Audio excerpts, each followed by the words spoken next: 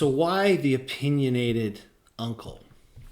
You guys know I've played around with a few titles to this channel, but I've landed on this one because, well, as anyone knows, if you have kind of emotional security and maturity and so on, how others choose to view you shouldn't disturb your rest. How you choose to perceive yourself, that's your business, right? People can call you whatever name they want. They can describe you. They're going to slap a label on you no matter what, right? So being true to yourself is the most important thing. And if you're going to have a public persona, like making little videos on YouTube, well, you could control people's view of you by creating a lofty and essentially artificial personality. I've never really been able to do that. What you see is what you get. My little fan base that I have, the thing that they've always appreciated about me is that they say, like, this is definitely you. I don't hide anything. I don't create a fake character. I don't try to come across as all humble and meek and priestly and all that, which is why actually when I went to seminary, I crashed out so fast. They were all so concerned with, their behavior, the outward appearances. They didn't know they had. I remember going to Rome. They didn't even know the last years, the final years, had barely heard of Vatican II, but boy, they never got a wrinkle in their stole. It was all external appearances, right? Which isn't to say you should walk around looking like a bum as long as you can quote the catechism, but there was no happy medium. It was one extreme or the other, it seemed. Anyway, so I've realized that simply on account of having traditional Christian values, which are observed more often in the breach, given my weakness for various carnal sins, as everyone has, but I completely own my carnal nature. I'm more of a reforming and repenting sinner than a reformed and or repented one. Perfectly happy to acknowledge that I balance my theatrical Dionysian satyr side against my more Apollonian Christ-like aspirations, and that the two are constantly at war. I figure, I've realized that people are always going to call you opinionated. And there's one story that I have that I don't have a resentment about, although, it could easily be perceived as such. But it was a kind of a watershed moment for me. And it was years ago now. It was probably around 2008 or 2009, something like, no, I'd say, I know, 2010. That's my guess, given what was going on. I was working on my Christian apologetics master's degree, and I was interacting with people online as an apologist. And of course, being both a litigator and an apologist, I was trained in being able to articulate and defend a particular perspective. Now, people don't generally mind that. They would compliment it even, provided that you were espousing the opinion that they wanted heard. But because I wasn't articulating the go with the flow, popular opinions of people at cocktail parties, I quickly were rubbing people the wrong way. I lost a lot of friends from boarding school in Canada. Suddenly, I wasn't even fighting people. I was just saying, "Oh, this is what I think." They would come at me, and then be upset and run away when I would rebuff them. Right? They would, these folks that complained that I was opinionated were actually coming at me for holding the wrong opinions. And then when they found that I just didn't meekly say, "Oh yeah, you're right, bro, sorry," and change my view, then boom, they would get upset and call me opinionated. So that was happening over and over. But then one night I was at it was one of the last times I was invited to any kind of party, it seems. And well, that's not quite true, but it was it was when I began to see that my faith and my willingness to articulate my faith was going to cost me in terms of social status. That's a better way of putting it. This was a moment when I really realized that I was closing a lot of doors while opening others. It was a birthday party for a female friend of mine who I'd gone to law school with, and we were all sitting around. We'd been assigned tables, and I'd been assigned a table with another lawyer, his wife, some other people. There was a girl I dated once, and it was all very pleasant at first. And then one of the ladies, who I won't describe further because I don't want anybody piecing together who this is, I assumed she'd had a few pops. She was on the white wine, but I don't think it was that. I think she just felt very strongly about this. The subject of climate change came up, global warming, and so on. And she began to hold forth on the table, saying that anybody who wasn't, how much she hated people who were not, who were skeptical of the narrative on anthropogenic climate change, and speaking in very derisive terms about middle America, the so-called flyover states, really sounding like a kind of New York liberal or California liberal, sort of the same things, and just being very, very derisive, very and quite violent, saying that such people didn't even deserve to reproduce because of the world's overpopulated as is. We should be sterilizing these people. She really was. The more I think about it, maybe I kind of want to say she'd been drinking just because it might let her off the hook a little bit, but actually I don't think that she was. So, being me, I couldn't help. I don't think I should have to be quiet. I mean, I don't know why she gets to hold up forth with her opinion and expect nobody. So everybody around the table, goodness knows whether they agreed with her. I assume most of them did, but maybe not with the force and vitriol. But they were too polite and or meek and or afraid to say anything. So I said no, it's I hear what you're saying. I said I've been finding it difficult though sometimes, just because we hear so much evidence in favor of what you're saying on the news, and we get various people in talk show interviews and so on affirming this, and it's like it leaves me wondering what I'm to do with these kind of outliers. And she said, "What do you mean?" I said, "Well, like for instance, I wasn't lying at all. I was completely telling the truth." And I said,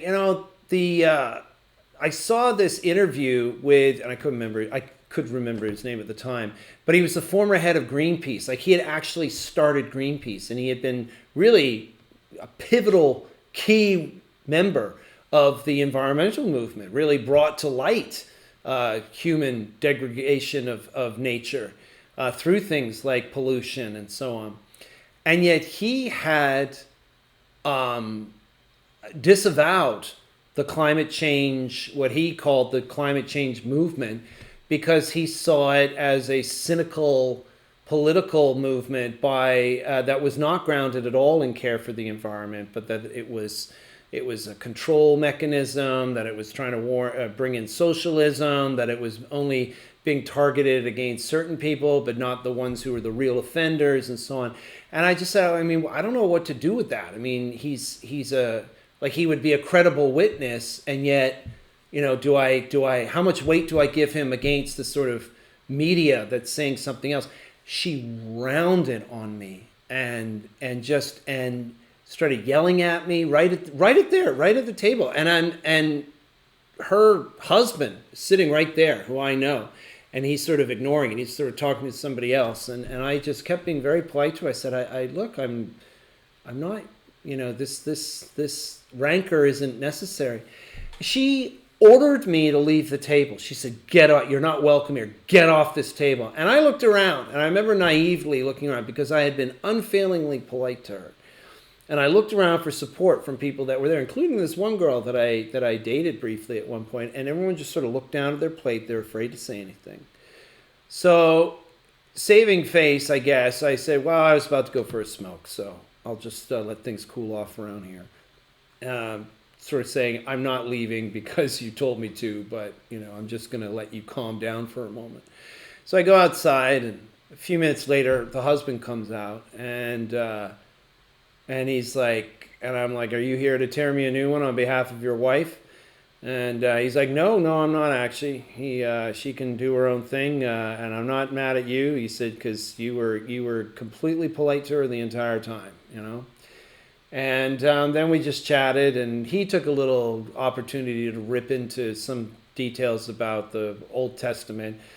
Of course, adopting this very literalist perspective, because that's the easy, low-hanging fruit, and very much a straw man a lot of the time. But he got his. It was fine. But anyway, later that night, because I ended up not sitting there. I ended up not coming back. It was just so overwhelmingly unpleasant. I thought to myself, why am I doing this? Why am I at this point where I'm being, feeling like I have to apologize or beg to be let back at a table of people that just don't want me around? Either they outright don't want me there like she does, or it made me realize how feeble the herd is, how we're supposed to be polite, but really it's the loudmouths that get their way. And so I remember I was sitting on this picnic or park bench type thing outside of where we were. It was a very pleasant evening. And the girl that I dated sat down with me, and she said, I'm sorry that you were put through that. I don't, you didn't really deserve to be talked to like that. And I said, oh, thanks. She goes, but you are very opinionated. And I looked at her and I said, I was saying, I'm opinionated? I was a bit taken aback, but I said, I wasn't yelling at her. Like, she was the one yelling at me. And she's like, well, yeah, but, the Christianity and all that sort of thing. And I said, so, and I guess I am being opinionated here, because I said, so it's not, it doesn't even matter that I didn't yell or that I didn't act up. I mean, in the obvious way that an opinionated person does act. It's simply, what you mean by opinionated is simply that I have the wrong opinions. So it doesn't really matter how I state them. I can be as polite and as meek as all out, and I'm still going to be called opinionated by you. Now, of course, then she didn't like having that pointed out to her. So it was sort of like, yeah, well, she left feeling less sympathetic toward me than when she arrived, I guess. But I just was like, well, that's... I was a kid that grew up at summer camps, and I used to think that we all got along, that we were all one big happy family. And then I realized that we were all one big happy family as long as we all thought the same way. And that was something I learned about Canada. You had to be real nice all the time. You could never espouse any firm opinions except the ones that the state told you to have. Except there was like an authority structure in Canada, and you took your opinions from the local news, the local magazines, and so on, and there were certain views that you were expected to have. You could be religious in the sense that as long as religion was deeply personal and relativistic, and you would never dream of ever saying something that you believe is true to the exclusion of anything else. That was like the one cardinal sin, right? And I thought to myself, well, if I'm going to hold views that are not even views, I'm just going to aspire to the pursuit of truth using logic, reason, evidence, formal, inductive, abductive thinking, what all the different kinds, right? And make the concerted effort to separate truth from error and not be unwilling to say something is an error. I'm willing to risk offending somebody in the pursuit of truth, which is something that Jordan Peterson did. Remember when he first got told off by that lady on the talk show? He said, you're willing to risk offending somebody in your pursuit of truth. And if people seem to claim to have the right not to be offended, then that's saying you don't have the right to seek the truth because you might offend somebody. You don't have to be unpleasant in the way you do it, but it does necessitate that you're willing to disagree with people, and maybe even strenuously. It doesn't mean it has to become a fight or a quarrel just because you have present an argument to each other. And indeed, I've always had friends. I used to be blessed with this little group of friends. We used to love to argue. We'd drink beer and wine all day and just argue till the cows came home. Then, of course, all of those guys found wives. They're not allowed to do that anymore. They all had to break off their friendship with me. And I'm left being that my one guy, in this sort of pursuit of truth. And in the end, I mean, I'm still constantly changing my mind. I'm still not sure which church is true. I've landed inexorably and inalienably on the side of Jesus Christ. I would like to think I would be willing to die for that belief, but I do admit that sometimes I think that the Roman Catholic Church has to be the true church simply because it's the one church that is hated the most by everybody. And Christ did say that, those who hate you do it because they hate me. Yeah, there's a lot of stuff the church is accused of being. There's a lot of claims and evidence gathered for it being a corrupt institution. I've experienced some of that myself, but we never said that the church is not governed by men. And those that claim that they're not Roman Catholic because of theological differences as well, where do they derive their authority to make that claim? They'll say it's from Scripture, but then the church can, quite plausibly argue that they gave us the Scripture, and that it was the authority of the popes that are the reason why we have the Trinity and why we realize that God is both fully, or Jesus is both fully God and fully man. Like, there's a lot of things that Protestants assume to be true in their rejection of the Roman hierarchy. They assume the Trinity and say, well, it's always there lurking in Scripture. And I'm like, no, it took about 300 years for us to figure all that out and get it all right. So, you're abusing your inheritance. You're accepting the inheritance of your ancestors while disavowing their memory, which is something that people have been doing right up to the present day when talking about how evil people of the past were. It spreads into the theological realm as well. It's ingratitude and resentment. It's childishness.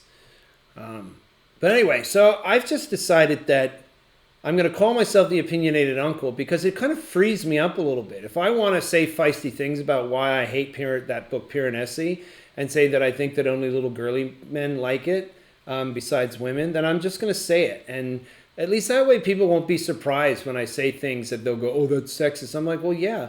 Basically everything I believe can be construed as, one of the ists, I-S-T, sexist, misogynistic, da-da-da-da-da, all these things. Because those words were literally created to describe traditional values and to demonize them. And that anything that is the opposite of those things is the kind of very liberal viewpoint, which is constantly cannibalizing itself and labeling itself with those terms. It's this bottomless pit of anger and resentment, and it's never satisfied. And then, in fact, you just have to accept these terms. I'm not, you can furiously say to yourself, look, I know I'm not a insert word, but I also accept that people are just going to use those words as weapons. That's why they were created. They're going to use it to try to shame you and silence you and so on. And it's like, well, they're just spells. They're just words. And, I suppose if they could bring other people on enough to label you with it, they can shut you down. But, others are going to watch that. They're at least going to see somebody saying, no, that's not who I am. You're calling me those words, but you're not actually demonstrating it. And I think it's just better to embrace the term opinionated, because at least by saying that, it sort of diffuses it a little bit. It's like they might just think, well, yeah, he's opinionated, what a jerk, and go on and move on to the next thing. I think it's maybe what might incense some people is that when you adopt this air of just trying to talk like it's common sense and be objective and not show your preconceived biases and so on, that might irritate people a little more. And at least, wearing it on your sleeve seems to be a sensible way forward, I guess. Again, I don't feel entirely comfortable calling myself opinionated, given that I'm very aware of, I've always been trying to follow the truth wherever it goes.